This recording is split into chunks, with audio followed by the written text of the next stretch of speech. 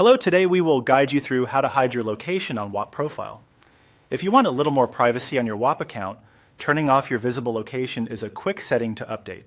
In this walkthrough, we'll go from the Whop homepage to your profile settings and show you exactly where to disable that option.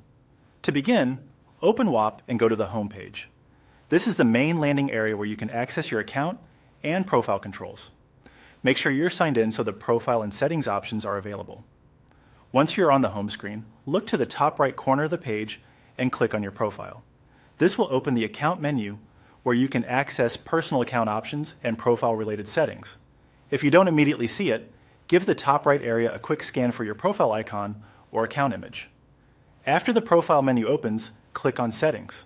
This takes you to the area where you can manage your account preferences and visibility options. It's a good place to review if you want to make other privacy-related changes later. But for now, we're focusing only on the location setting. When you arrive on the settings page, scroll all the way down toward the bottom. The location option is placed lower on the page, so keep scrolling until you reach the section where that setting appears.